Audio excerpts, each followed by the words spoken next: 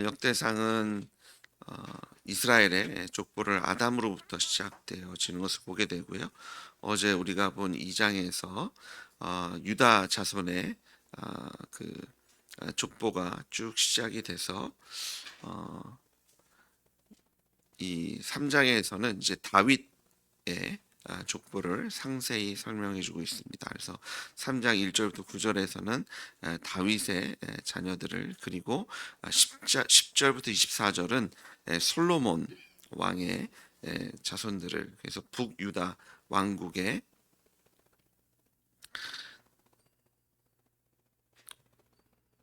그 왕들의 이름을 쭉 나열하고 있고요. 4장에서는 다시 유다 자손으로부터 시작되어진 이 야곱의 그 12아들들, 그 12지파의 족보들을 다시 설명해 주고 있습니다. 그래서 유다 자손의 족보가 2장에서도 나오는데요. 다시 4장에 1절부터 10절, 23절까지 유다 자손의 그 족보가 다시 등장하고, 그리고 24절부터 43절은 시므온의 그 족보가 등장하는 것을 보게 됩니다. 그리고 이제 저희가 내일 또 볼 르우벤 5장은 르우벤의 자손들 므낫세 지파 이야기, 6장의 레위, 이렇게 쭉 해서 그런 이스라엘의 족보를 계속해서 나열하고 있는 것을 보게 됩니다. 이름들을 읽다 보면 비슷한 이름이, 같은 이름이 다른 시대에 등장하는 것도 있고요. 또 우리에게 낯익은 이름들도 있고, 또 전혀 생소한 이름들이 있는 것을 보게 됩니다. 다윗의 자녀들을 소개하는 데 있어서는요, 다윗이 헤브론에서 낳은 아들 1절부터 4절까지 설명해 주고 있고요. 그리고 예루살렘에서 낳은 자녀들을 5절에서 9절까지 설명해 줍니다. 이 헤브론과 예루살렘으로 나눈 이유는 다윗이 먼저 그 헤브론에서 유다의 왕이 되죠. 그곳에서 7년 6개월을 다스리고요. 그리고 예루살렘에서 전 이스라엘의 왕으로 등극하여서 33년을 다스리게 됩니다. 그래서 그 다윗의 왕권을 통해서 두 시기를 나눠서 자녀들을 소개해주고 있는 것을 보게 됩니다. 그래서 저희가 너무나 잘 아는 암몬이나 그리고 그 압살롬, 이런 그 자녀들이 헤브론에서 낳은 자녀들로 등장한다면, 이제 3장 5절부터 예루살렘에서 나온 그 자녀들의 대표는 이제 솔로몬이죠. 솔로몬이 등장하는 것을 보게 됩니다. 이 다윗의 자녀들을 보면 뭐 그렇게 좋은 기록뿐만 아니라 나쁜 기록들도 많고요. 그런 이름들이 쭉 등장하고, 또 솔로몬이라는 그 아들이 나온 배경이 이제 밧세바의 이름도 이 족보에서 등장하는 것을 보게 되어서 이 포로기 이후에 역대상하를 기록하면서 이스라엘의 뿌리를 찾고 있지만, 그들이 거짓으로 어떤 미화하는 것으로 만들어가는 것이 아니라 있는 그대로, 또 하나님께서 주신 축복과 또 하나님을 대적했을 때 받은 그런 벌들을 그대로 상세히 설명해주고 있는 것을 우리가 보게 됩니다. 특별히 3장 10절부터 24절에 솔로몬 이후에 왕들을 쭉 설명하고 있는데요. 제가 주석을 찾아봤더니 이런 그 왕들을 소개하는 데 있어서 이런 식으로 얘기하더라고요. 악이 특별히 많았던 그런 왕들, 그리고 그냥 선한 왕들, 그리고 악한 왕들, 그리고 다악 정도가 아니라 최악의 왕이 있고요. 그 선한 왕들 중에서 다선, 정말 그래도 참 선하다, 다선, 그러고 여기에 이제 최선이라고 표현하는 왕들이 있습니다. 그 최악은 아달랴더라고요. 아달랴. 그리고 아하스, 그리고 므낫세, 아몬. 저희는 므낫세라는 이름을 많이 기억하실 텐데, 악한 왕 중에 참 악한 왕. 하지만 그런 와중에서도 최선이라고 생각할 수 있는 히스기야나 그리고 최선은 아니지만 그래도 꽤 선하다고 하는 왕이 요아스, 아마샤, 아사랴, 요담인데 그런 왕들이 쭉 연달아서 등장하고 있는 것들을 보게 됩니다. 그래서 북왕국이 남왕국보다 북이스라엘 남왕국이죠. 죄송합니다. 남유다가 조금 더 오래 왕권을 유지할 수 있었던 것이 이 왕들을 보시면 악한 왕들도 있었지만 선하고 그리고 선이 그래도 어느 정도 참 좋은 왕이다라고 얘기할 수 있는 왕들이 계속해서 등장하고 또 최선이라는 정말 우리나라가 한국의 왕들을 할 때 세종대왕 뭐 이렇게 얘기하는 것처럼 그렇게 칭찬받는 히스기야나 요시야 왕 같은 존재들이 등장하기 때문에 왕권들이 그래도 오래가고 하나님의 은혜를 누렸던 것들을 역사를 통해서 확인하게 됩니다. 특별히 이 역대 상을 기록하면서 유다 자손의 그런 족보들을 더 잘 나열하고 있는 것은 이 포로 이후에 이제 그 10절부터 쭉 등장하는 것을 보시면 그 16절까지는 이제 왕들의 기록이고요. 그다음에 17절부터는 포로기 이후입니다. 포로로 잡혀간 이후의 자녀들인데요. 이들은 왕권을 회복하지 못했습니다. 하지만 유다의 가계를 잇고 있기 때문에 그 이름을 기록하고 있는 것을 보게 되고요. 유다의 자손들을 쭉 설명하면서 이 다윗 왕조 그리고 솔로몬 이후로 이 왕권을 가지고 있었던 시기도 있지만 이제 포로기 이후에 왕권은 없지만 그 유다의 가계가 쭉 계속되는 것을 통해서 예수님께서 메시아가 오실 그 길을 열어놓고 계시는 그런 하나님의 손길을 또한 보게 됩니다. 그래서 하나님께서 유다의 자손으로 예수님을 이 땅에 보내셔서 다시 그 다윗의 왕권을 회복하시고 잠깐 있다 쓰러지는 왕권을 세우신 것이 아니라 영원한 하나님의 나라를 예수님의 십자가 부활로 세우시고 또 여지껏 하나님의 교회들을 통해서 그 나라를 소개하고 계시고 팽창하고 계시고 그 나라가 이 땅에 임하는 것 그리고 다시 그 하나님의 나라로 우리를 인도하고 계시는 그 하나님의 구속의 사역이 계속되어지고 있는 것을 다윗 왕의 계보를 통해서 유다 자손들의 계보를 통해서 확인하게 됩니다.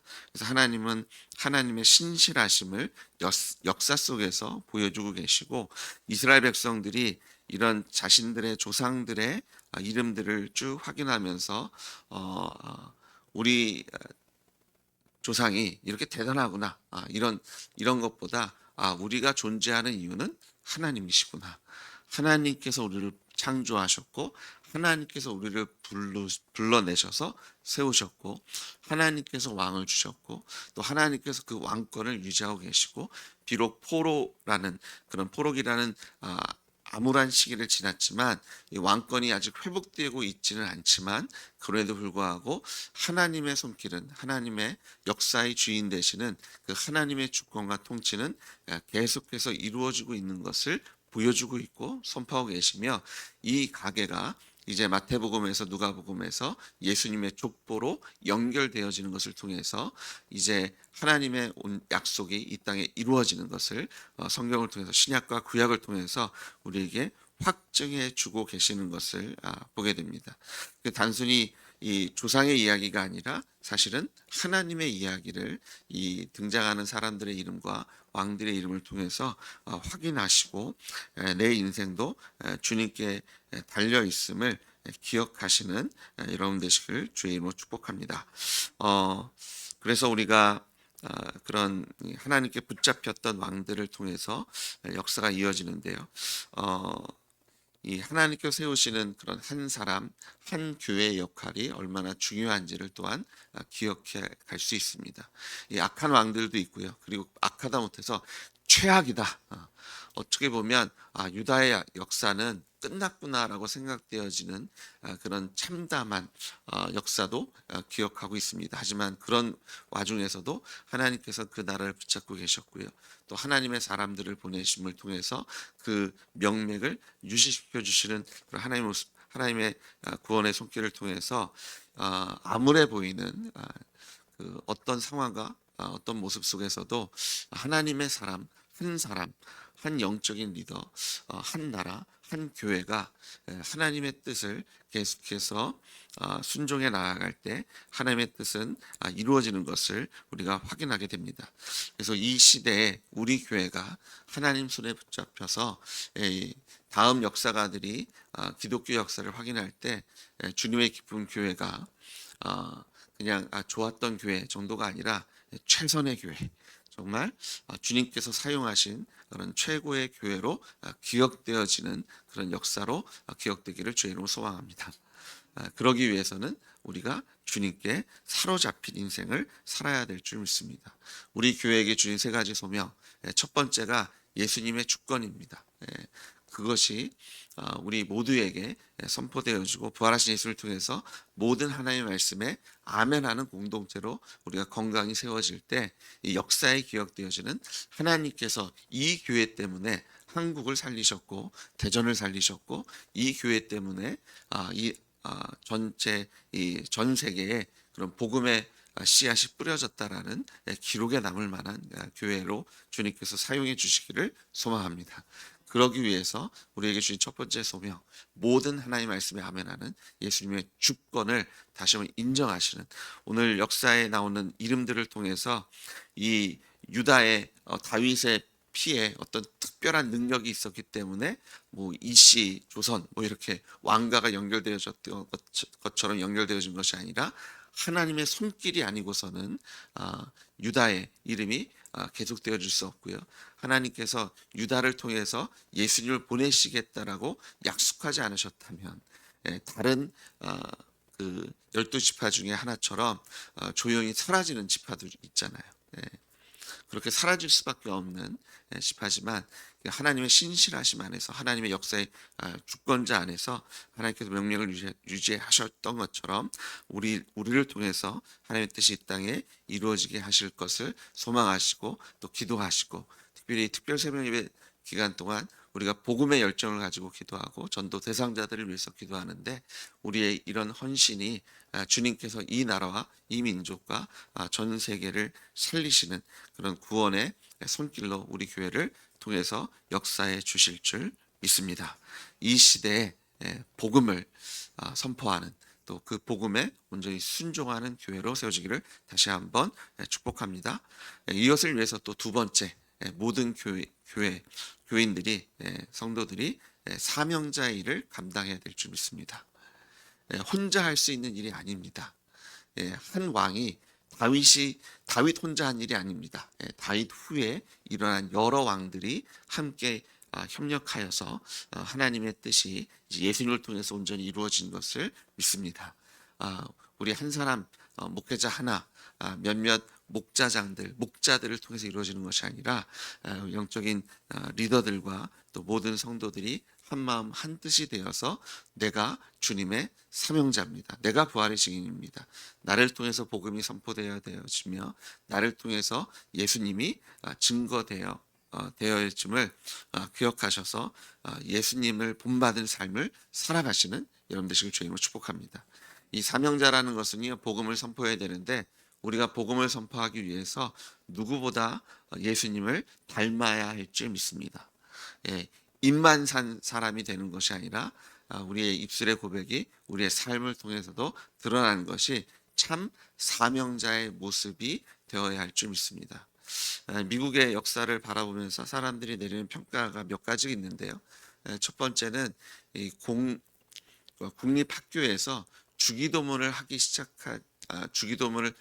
멈춘 그 시점이 미국의 국운이 꺾인 시점이다라고 보는 사람들이 있습니다. 아주 예전에는 회의할 때 기도하며 시작했고요. 그리고 학교에서도 초등학교에서도 주기도문을 같이 하는 그런 일들이 있었습니다. 아주 먼 얘기입니다. 근데 그것을 멈춘 그 시점이 미국이 이제 꺾인 시점. 그리고 또 다른 이야기가요.